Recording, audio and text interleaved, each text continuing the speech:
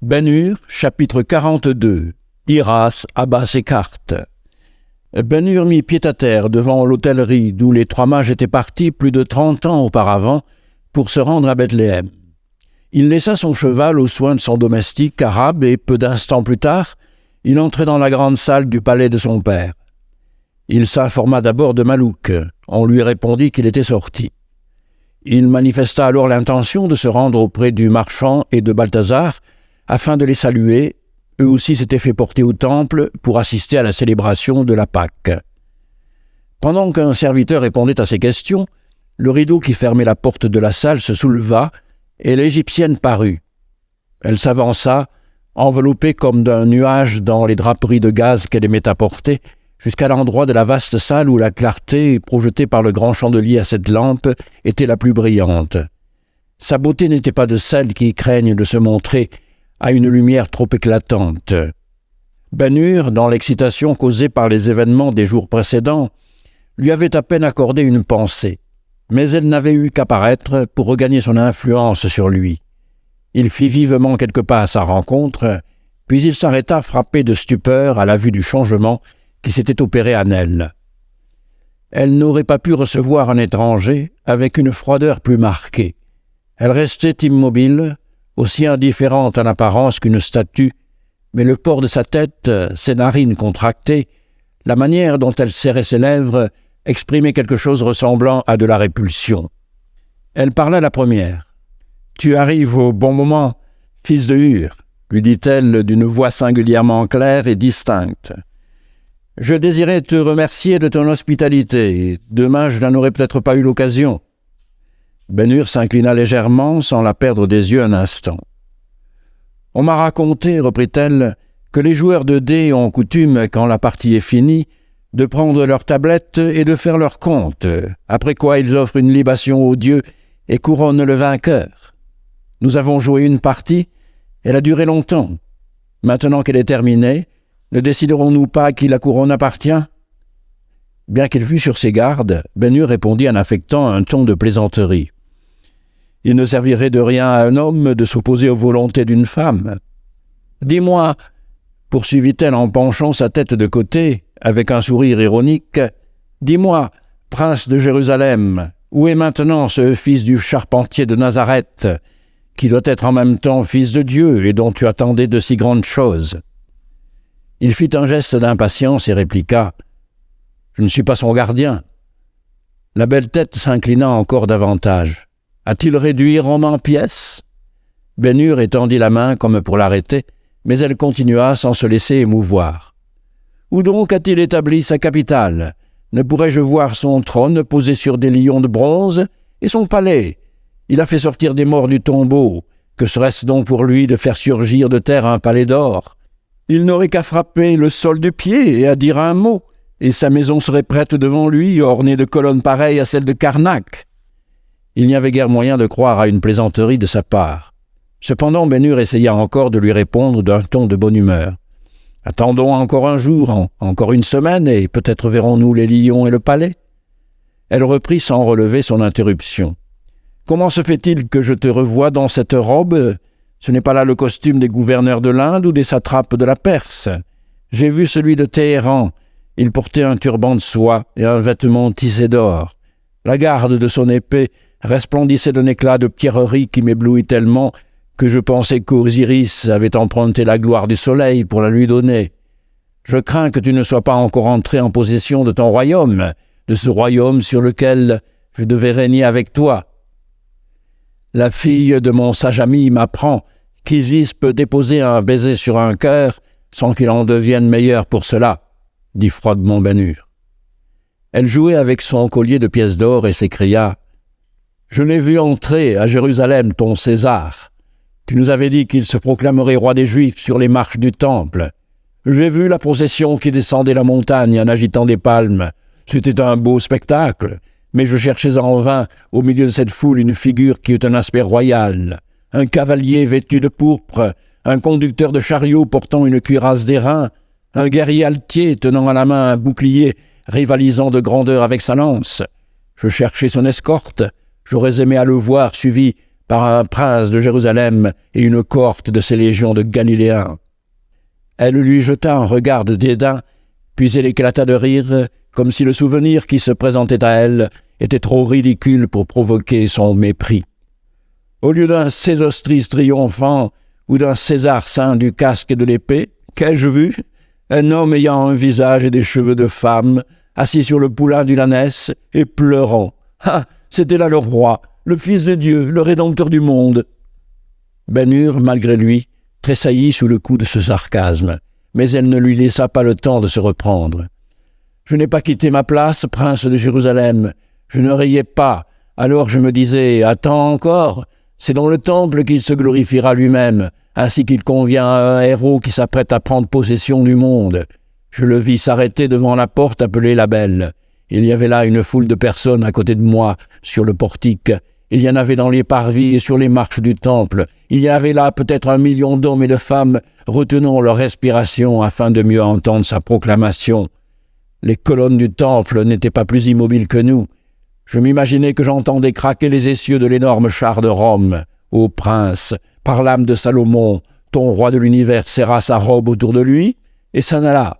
Il disparut sous une porte sans avoir ouvert la bouche pour prononcer une parole, et le char de Rome roule toujours. » Jamais Ben-Hur n'avait mieux compris la vraie nature du Nazaréen qu'en ce moment où il lui semblait assister à la scène évoquée par l'Égyptienne.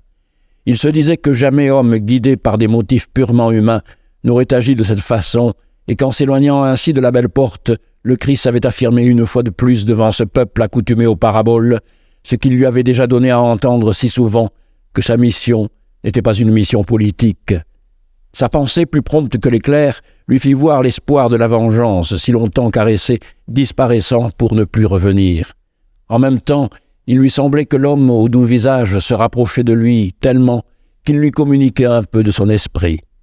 « Fille de Balthazar, dit-il avec dignité, si c'est là le jeu dont tu parlais, garde la couronne, je te la cède. Seulement, faisons trêve de paroles inutiles. Si tu as encore quelque chose à me dire, explique-toi, je te répondrai, et puis nous nous séparerons pour suivre chacun notre chemin, et nous oublierons que ces chemins s'étaient rencontrés un jour. Parle, je t'écoute. » Elle le regarda un moment comme si elle hésitait à poursuivre, puis elle dit froidement, « Je ne te retiens pas, laisse-moi. »« Que la paix soit avec toi, » répondit-il en se dirigeant vers la porte. Mais au moment où il soulevait le rideau, elle le rappela. Il se retourna sans quitter sa place. « Songe à tout ce que je sais sur toi. »« Ô belle Égyptienne, s'écria-t-il en revenant sur ses pas, quelles sont toutes ces choses que tu sais sur mon compte ?» Elle lui jeta un coup d'œil distrait. « Tu es plus romain, fils de Hur, qu'aucun de tes frères hébreux. Suis-je donc si différent de mes compatriotes? Les demi-dieux sont tous romains à présent. Peut-être cela pourrait-il m'aider à te sauver, à me sauver. » Ses doigts, teints de rouge, jouaient toujours avec son collier, et sa voix avait des accents singulièrement doux, mais elle frappait le sol du bout de sa sandale de soie d'une manière qui avertissait Ben-Hur de ne pas se fier à elle. « Il y eut une fois un Juif, un esclave échappé aux galères, qui tua un homme dans le palais d'Hydernie, commença-t-elle lentement. Ben-Hur tressaillit. « Ce même Juif tua un soldat romain sur la place du marché, ici même à Jérusalem. Ce même Juif a 3 légions de Galiléens prêtes à s'emparer cette nuit du gouvernement romain. Ce même Juif a formé des alliances en vue d'une guerre contre Rome, et le cheikh Hilderim est un de ses alliés. » Elle vint tout près de lui et murmura si bas qu'il l'entendait à peine. « Tu as vécu à Rome. Suppose un instant que toutes ces choses reviennent à des oreilles que nous connaissons. Ah, tu changes de couleur. » Il recula de l'air d'un homme qui croyait jouer avec un chat et qui se trouve tout à coup en face d'un tigre. « Tu as fréquenté les antichambres de l'empereur et tu connais ces gens. Suppose qu'on vienne lui dire, l'épreuve en main ou sans preuve, que ce même Juif est l'homme le plus riche, non seulement de l'Orient, mais de tout l'Empire. C'est un art de savoir amuser le peuple romain, et ces gens le possèdent, mais il excelle plus encore à se procurer l'argent pour payer tous ses amusements. Si cela peut être agréable, fille de l'Égypte, je te dirai que je m'incline devant ta fourberie, et je reconnaîtrai que je suis à ta merci. Tu seras peut-être flatté d'apprendre également que je n'espère rien de ta faveur. Je pourrais te tuer si tu n'étais une femme. Sache cependant que le désert est prêt à m'offrir un asile, et que si bons chasseurs d'hommes que soient les Romains, ils pourraient m'y chercher longtemps sans découvrir ma retraite. Mais quoique je sois tombé dans le piège et que tu aies réussi à faire de moi ta dupe, j'ai le droit d'exiger que tu me dises qui t'a appris ce que tu sais. Que je sois fugitif, captif ou même mourant, il y aura pour moi une consolation à pouvoir laisser à ce traître la malédiction d'un homme qui n'a connu en ce monde que l'infortune. Parle, qui donc t'a renseigné ? Quelque chose qui ressemblait à de la sympathie sincère ou simulée passa sur le visage de l'Égyptienne. « Il y a dans mon pays, dit-elle, des hommes qui recueillent des coquillages aux couleurs variées, ici et là sur les plages de la mer, puis ils les taillent et forment des tableaux, en incrustant dans du marbre ces différents morceaux. Ceux qui sont à l'affût des secrets des autres procèdent de la même manière. J'ai recueilli de la bouche de celui-ci ou de celui-là les matériaux avec lesquels j'ai reconstruit ton histoire. Hilderim m'en a fourni une partie. C'était un soir au désert. Il parlait à mon père. Le silence de la nuit était profond, et les parois de la tente n'empêchaient pas ses paroles de pénétrer jusqu'à une personne qui tendait l'oreille afin d'entendre voler les mouches. Je tiens d'autres détails de... Elle s'arrêta en souriant. De qui ? Le fils de Hur lui-même. Personne d'autre ne t'a parlé de moi ? Non, personne. Il poussa un soupir de soulagement et lui dit d'un ton léger. Je te remercie. Tu aurais tort de laisser ces gens t'attendre plus longtemps. Reste encore, s'écria-t-elle en tendant une des mains vers lui. Il ne prit pas cette main couverte de bijoux, mais il la regarda d'un air interrogateur. Ne te méfie pas de moi, fils d'Arius. Je sais pourquoi le noble Romain a fait de toi son héritier, et par tous les dieux de l'Égypte, je te jure que je tremble en songeant que toi, si brave, si généreux, tu pourrais tomber entre les mains de ce ministre impitoyable. Tu as passé une partie de ta vie dans la grande capitale. Considère ce que ce serait pour toi que de passer au désert le reste de ton existence. Oh, j'ai pitié de toi, et si tu veux faire ce que je te dirai, je te sauverai. » Elle avait prononcé ces paroles avec l'accent de la supplication et de la prière, et sa beauté leur donnait une puissante sanction. « Je suis presque tenté de te croire, » murmura Ben Hur. « Une femme n'est heureuse que tant qu'elle aime. Pour un homme, le bonheur parfait consiste à se vaincre lui-même. C'est là ce que je voudrais te prier de faire. » Elle parlait avec animation, et jamais elle n'avait exercé sur lui une plus grande fascination. « Tu avais un ami au jour de ton enfance, » poursuivit-elle. « Vous vous querellâtez, vous devîntes ennemis. Il te fit du mal, et bien des années plus tard, tu le rencontras au cirque d'Antioche. Messala. Oui, Messala, tu es son créancier. Pardonne le passé, admets-le de nouveau au nombre de tes amis, rends-lui la fortune qu'il a perdue par son énorme pari, sauve-le, ses 6 talents ne seraient rien pour toi, tandis que pour lui, songe qu'il est infirme, que jamais plus il ne pourra se mesurer avec toi. Pour un Romain de son rang, la pauvreté est pire que la mort, sauve-le de sa pauvreté. » La rapidité avec laquelle elle parlait avait pour but d'ôter à son interlocuteur le temps de la réflexion. Mais elle oubliait qu'il y a des choses trop ancrées dans le cœur d'un homme pour que rien puisse les en arracher. Quand enfin elle s'arrêta pour attendre sa réponse, Ben Hur crut voir Messala le regarder par-dessus l'épaule de l'Égyptienne, et son visage n'était pas celui d'un pénitent ou d'un ami. Le sourire du patricien était plus provoquant, plus sarcastique que jamais.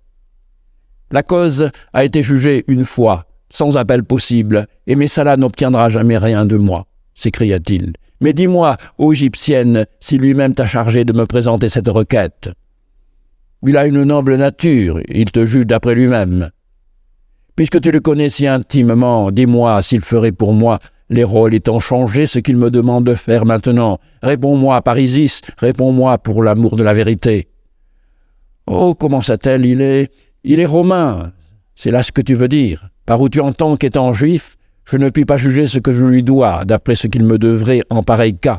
Étant juif, je dois lui rendre ce que je lui ai gagné par cela seul qu'il est romain. Si tu as d'autres choses à me dire, fille de Balthazar, parle promptement, car par le Dieu d'Israël, quand ma colère aura atteint son apogée, il serait possible que je ne fusse plus capable de me souvenir que tu es une femme et belle, et que je ne visse en toi qu'une espionne, d'autant plus méprisable que celui auquel elle obéit est romain. » Il l'avait saisi par la main tout en parlant. Elle le repoussa loin d'elle, et recula jusqu'à l'endroit le plus éclairé de la salle. Tout ce qu'il y avait de diabolique dans sa nature semblait s'être concentré dans ses yeux et dans sa voix. « Misérable juif !» s'écria-t-elle. « Tu as cru que je pourrais t'aimer. Après avoir vu Messala, ceux qui te ressemblent sont nés pour le servir. Il se serait déclaré satisfait si tu lui avais rendu ses 6 talents. Mais je dis qu'à ces 6 talents, tu en ajouteras 20 autres. 20, tu m'entends ? Si je t'ai témoigné si longtemps une feinte sympathie, si j'ai supporté ta présence, c'est pour le servir. Mais je n'en veux pas moins être payé pour cela. Le marchand qui est ici maintenant a ton argent entre ses mains. Si demain, au milieu du jour, il n'a pas reçu de toi l'ordre d'avoir à payer 26 talents à Messala, tu pourras te préparer à régler tes comptes avec ces gens. Réfléchis et adieu. » Elle se dirigeait vers la porte, mais il lui barra le chemin. « L'antique Égypte revit en toi, » lui dit-il. « Écoute-moi, quand que ce soit que tu vois Messala, aujourd'hui ou demain, ici ou à Rome, dis-lui que ces 6 talents représentent la somme dont il m'avait dépouillé en pillant les propriétés de mon père. Dis-lui que si je suis revenu vivant des galères auxquelles il m'avait fait condamner, c'est pour me réjouir à la pensée qu'il est pauvre et déshonoré. Dis-lui que je considère les souffrances que ma main lui a infligées comme la juste punition de ses crimes. Dis-lui que ma mère et ma sœur, qu'il avait fait jeter dans une cellule de la tour Antonia, afin qu'elles y mourussent de la lèpre, ont été guéries par ce Nazaréen que tu méprises. Dis-lui encore, démon incarné, que quand ces gens voudra m'enlever mes biens, il ne trouvera rien, car tous ceux que j'avais à Rome et à Misène ont été vendus et mon argent est dispersé dans toutes les places de commerce du monde sous forme de lettres de change. Dis-lui enfin que je ne lui envoie pas ma malédiction en parole, mais sous une autre forme, et quand il te regardera, fille de Balthazar, il comprendra ce que je veux dire. Il se dira que tu seras pour lui la source des pires tourments que ma haine puisse lui souhaiter. Va, maintenant. » Il la conduisit jusqu'à la porte, puis se rangea de côté pour la laisser passer, en lui disant une dernière fois « Que la paix soit avec toi !» Un moment après, Ben-Hur quittait lui-même la grande salle, d'un pas lent et découragé. La pensée qu'il n'avait jamais soupçonné l'Égyptienne d'être en relation avec Messala et qu'il s'était laissé jouer par elle durant des années blessait douloureusement son amour-propre. « Je me rappelle, maintenant, se disait-il, qu'elle n'a pas eu de parole d'indignation pour le Romain à la fontaine de Castalia, et puis, il se frappa le front de sa main crispée. Le mystère du rendez-vous auquel elle m'avait convié au palais d'Hydernie n'en est plus un maintenant. » Heureusement, la blessure qui faisait souffrir sa vanité était de celles dont on ne meurt pas. Elle n'atteignit pas son cœur. Il le comprenait bien, car il s'écria tout à coup à haute voix « Béni soit l'Éternel, qui n'a pas permis que cette femme ne s'emparât de moi. Je sens, je ne l'aimais pas. » Il venait d'arriver à l'endroit d'où un escalier descendait vers la cour et d'où un autre montait sur le toit. Ce fut celui-là qu'il choisit. Lorsqu'il eut atteint la dernière marche, il s'arrêta, saisi d'un doute soudain. Balthazar avait-il été complice de sa fille? Non, cela ne se pouvait pas. L'hypocrisie ne s'allie guère aux rides du visage, et Balthazar, d'ailleurs, n'était-il pas la bonté même? Tranquillisé sur ce point, il traversa le toit pour se rendre au pavillon d'été. La lune brillait, le ciel était éclairé par la lumière plus vive des feux qui brûlaient dans toutes les rues et sur toutes les places de la ville, et les voix innombrables qui chantaient la vieille psalmodie d'Israël remplissaient l'air de plaintives harmonies. Il s'arrêta pour mieux écouter. Il lui semblait que toutes ces voix répétaient « C'est ainsi, ô fils de Juda, que nous témoignons de notre adoration pour l'Éternel et de notre amour pour le pays qu'il nous a donné. Qu'un Gédéon, un David ou un Maccabée vienne apparaître, et nous serons prêts. » L'intérieur du pavillon était à demi plongé dans l'obscurité. Cependant, il distinguait le fauteuil de Simonide, placé à l'endroit d'où l'on pouvait le mieux voir la ville, dans la direction de la place du marché. Supposons que le marchand était rentré, il s'avança pour lui parler en prenant soin de ne pas faire de bruit, afin de ne pas l'éveiller s'il sommeillait. Il se pencha au-dessus du haut dossier et aperçut Esther, qui dormait, blottie dans le fauteuil où elle paraissait toute menue. Ses cheveux retombaient sur son visage, sa respiration était courte et entrecoupée de soupirs qui ressemblaient à des sanglots. Ces soupirs lui firent supposer qu'elle s'était endormie de chagrin plutôt que de fatigue, comme cela arrive souvent aux enfants, car il s'était accoutumé à la considérer comme telle. Il posa son bras sur le dossier du haut fauteuil et se mit à songer en la contemplant. « Je ne l'éveillerai pas, pensait-il. Je n'aurai rien à lui dire. Telle est une fille de Juda et si belle, si douce. Elle ne ressemble pas à l'Égyptienne. Celle-là n'était que vanité. Celle-ci est la sincérité même. Chez l'une, il n'y a qu'ambition et qu'égoïsme, l'autre ne connaît que le devoir et l'oubli d'elle-même. Ah, c'est elle que j'aurais dû aimer. Personne ici ne sait encore que j'ai retrouvé ma mère et ma sœur. Je reculais à l'idée de le raconter à l'égyptienne, mais comme Esther se réjouira avec moi quand elle le saura, avec quelle affection elle les accueillera. Elle sera une fille pour ma mère, une amie pour Tirza. Je voudrais l'éveiller pour lui en parler, mais je ne puis pas le faire, quand j'entends encore retentir à mes oreilles les accents de cette sorcière d'Égypte. Je manierai et j'attendrai des temps meilleurs. Dors en paix, douce Esther, fille de Juda, et silencieusement, ainsi qu'il était venu, il se retira.